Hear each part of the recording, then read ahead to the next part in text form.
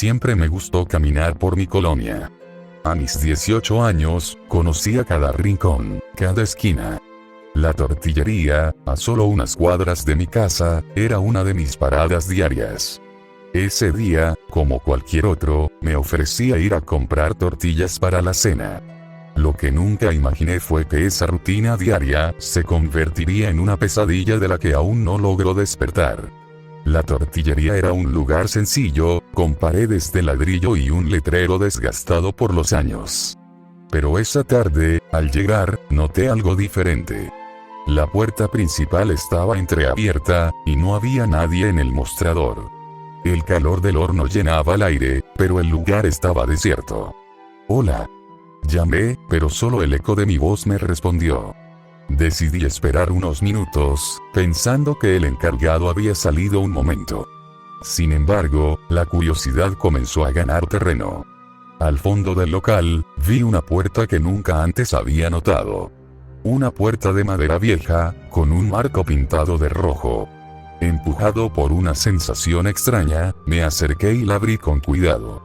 Lo que encontré al otro lado me dejó sin aliento. Era una habitación oscura, iluminada solo por velas dispuestas en un círculo. En el centro, un altar cubierto de símbolos extraños y objetos que no pude identificar al principio. Pero lo peor fue cuando vi las fotos. Fotos de niños. Niños de mi colonia que habían desaparecido sin dejar rastro.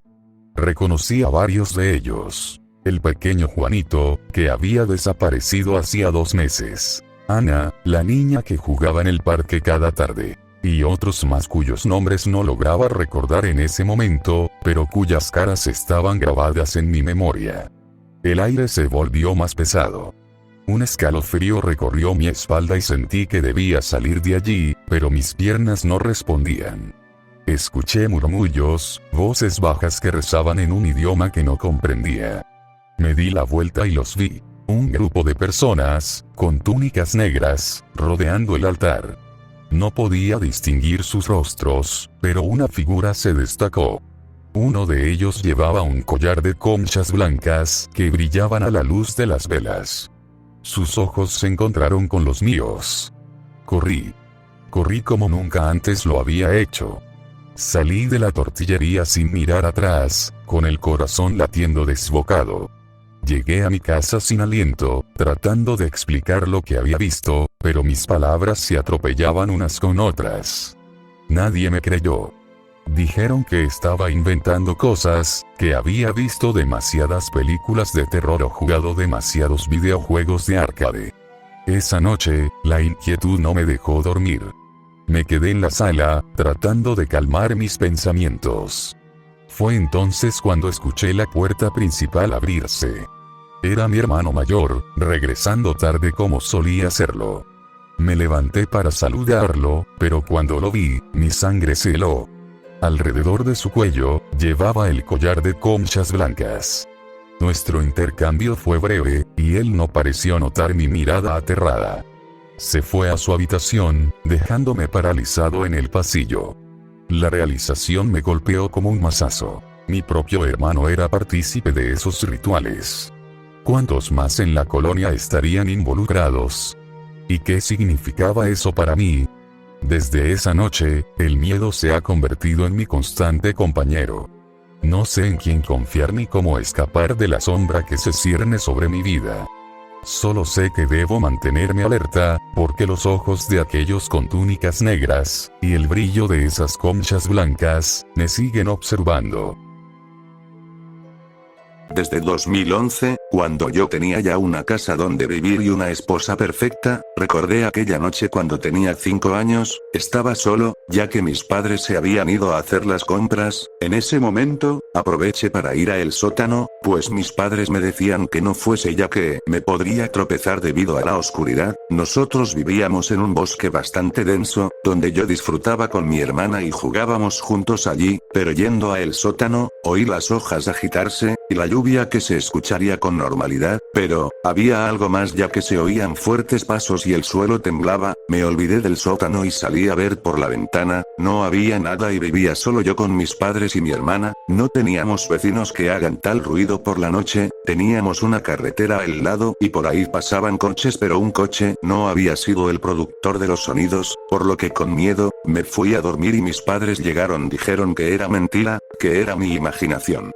Al siguiente día, mis padres se volvieron a ir, estoy harto de que me ignoren y se vayan, después de lo del día pasado estaba traumado, y mis padres como de costumbre, no volverían hasta por la noche, así que me preparé el desayuno y miré por la ventana para ver el bosque pero vi algo muy extraño, era una persona pintada de blanco, yo salí corriendo arriba y me oculté bajo las sábanas esperando hasta las 5 de la tarde, luego salí y la extraña cosa ya no estaba allí, salí a ver afuera desde haber llamado a la policía. Ellos vinieron y descubrieron algo que no me querían contar, parece que me lo estaban ocultando hasta que encontré dedos por todas las ventanas, me traumé por completo y me escondí bajo las sábanas hasta que llegaron mis padres, se lo conté todo y no parecían mis padres, tenían un comportamiento extraño, después de eso me fui a dormir aterrado, pero me desperté por unos pasos en el pasillo, escuché susurros de mis padres pero hablaban en mis supuestos padres no estaban, llamé a mi tía para que me recogiera, y me quedé en la casa de mi tía hasta que cumplí los 18, desde entonces, sigo con la duda de dónde están mis padres, de dónde están los falsos, de quién eran los grandes pasos y qué era lo de la ventana.